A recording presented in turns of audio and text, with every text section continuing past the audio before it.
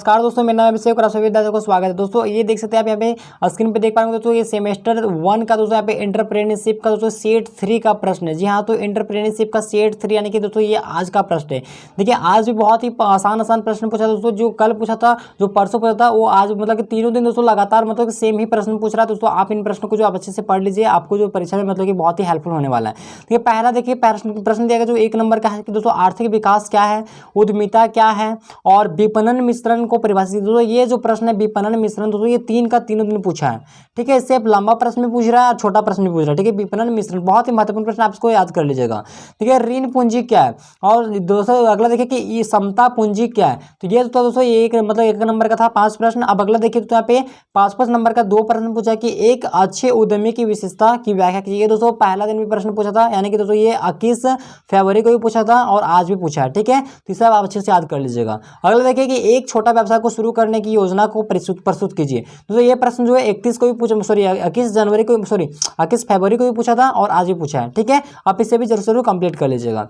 अगला देखिए दोस्तों, अगला है यहाँ पे देखिए 15 नंबर का देखिए यहाँ पे प्रश्न दिया गया है कि विपणन मिश्रण को परिभाषित कीजिए तथा छोटे व्यवसाय के लिए इसके महत्व की व्याख्या कीजिए। तो ये जो प्रश्न है विपणन मिश्रण, ये तीनों का तीनों दिन पूछा हुआ है। ठीक है, विपणन मिश्रण तो ये छोटा में पूछ सकता है, बड़ा में पूछ सकता है, इसलिए आपको इसको जरूर कंप्लीट कर लेना है कि विपणन मिश्रण किसको कहते हैं और छोटा व्यवसाय में इसका क्या महत्व है, इसको आप जरूर कंप्लीट कर लीजिएगा।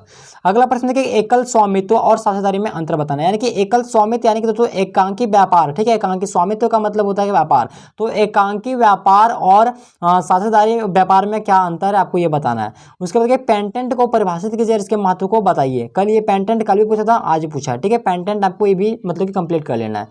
अगला देखिए कि भारत में बौद्धिक संपदा अधिकारों से संबंधित कानून की व्याख्या कीजिए। ये भी प्रश्न बहुत ही इंपॉर्टेंट है, आप इसे भी जरूर पढ़ लीजिएगा। अगला प्रश्न देखिए कि सहकारिता को परिभाषित कीजिए तथा गुण और इसका दोष का क्या है, इसका आपको वर्णन करना है। इनकी सहकारिता किसको बोलते हैं आपको ये बताना है और उसका क्या क्या गुण और दोष है आपको ये बताना है। उसके बाद देखिए तो 9वां प्रश्न कि उद्यमी पर्यावरण के महत्व की व्याख्या, यानी कि उद्यमी जो इसका पर्यावरण का आपको महत्व का आपको वर्णन करना है, बहुत ही महत्वपूर्ण प्रश्न है। अगला देखिए कि अर्थव्यवस्था में लघु उद्यम के योगदान की व्याख्या कीजिए। यानी कि जो अर्थव्यवस्था यानी कि अर्थव्यवस्था में है लघु उद्यम यानी कि लघु व्यवसाय का क्या योगदान है, आपको उसके बारे में आपको बताना है। ठीक है, तो आज का ये जो प्रश्न था बहुत ही इंपॉर्टेंट, आप लोग इन सब प्रश्न को पढ़ लीजिए। आपका जो परीक्षा में जो कल जो 100% की मतलब पूछा जाएगा। ठीक है, तो आप लोग जरूर से कंप्लीट कर लीजिएगा।